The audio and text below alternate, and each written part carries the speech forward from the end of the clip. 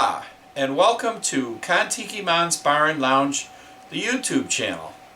Tonight we're going to take a look at the tools that you would use to make some super delicious cocktails.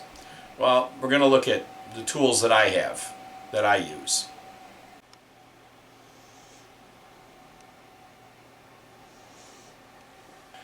For me, the art of the cocktail is about measuring and mixing. And I think making a good cocktail is more like baking than it is cooking. If you're baking a cake, you're not going to throw flour and baking powder and sugar and stuff in a bowl without measuring it. And if you're going to make a decent cocktail, you've got to measure. So if you're going to make a decent cocktail, you've got to measure. If nothing else, you can't reproduce a delicious cocktail if you're not measuring. For measuring, I have these jiggers. These are from Cocktail Kingdom. We have half, 3/4, 1, and 2 ounces. So as far as mixing goes, you have your ingredients and the ice.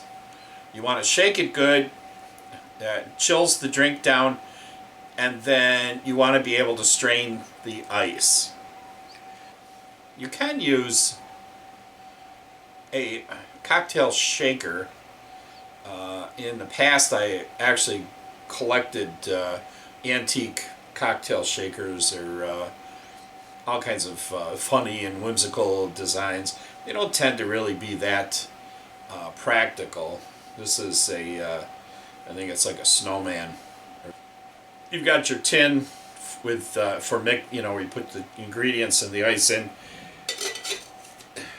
Shake it,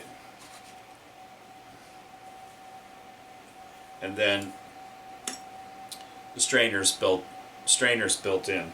Your best bet is a Boston shaker, which is simply a metal tin. It's a second metal tin that's smaller than the first one. You can put them together, shake. You can also use the metal tin with a glass. This is an antique glass. It has cocktail recipes on it. You can, again, use that. Generally, it's better to use 2 metal tins than the metal and glass, because sometimes the glass can really get stuck. So once you've mixed the cocktail, we want to strain it.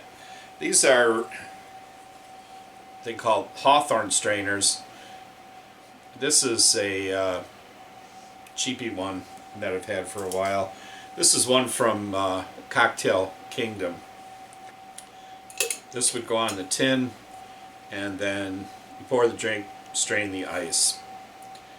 Occasionally, you'll see in a recipe, it will call for a double strain. The Hawthorne strainer is really just going to strain this for straining ice. If you're making a cocktail that has botanicals or some small particles in it, that the recipe may call for a second strain, a double strain.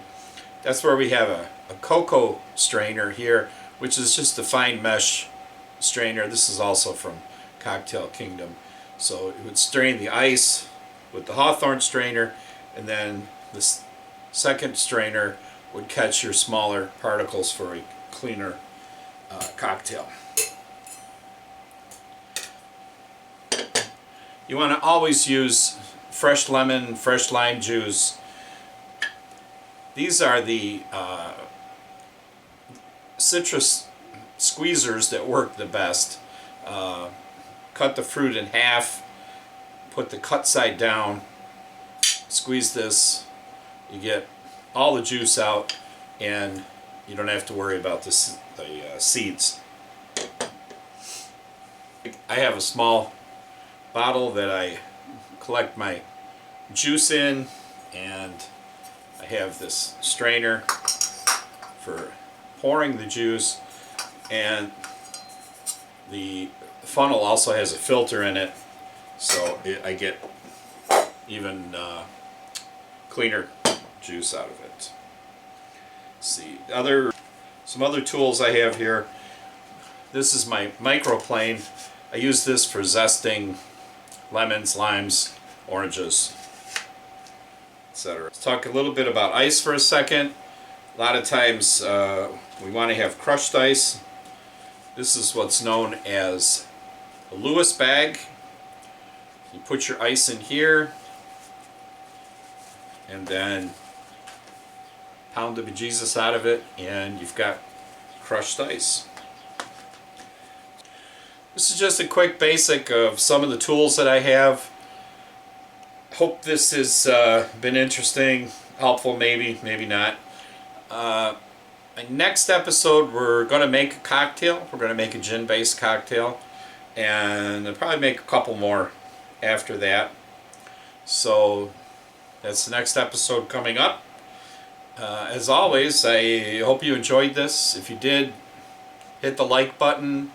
If you haven't subscribed to the channel, please consider subscribing to the channel and smash on that notification bell so that you know when there's a new video coming up. So that's it. Peace out, my peeps.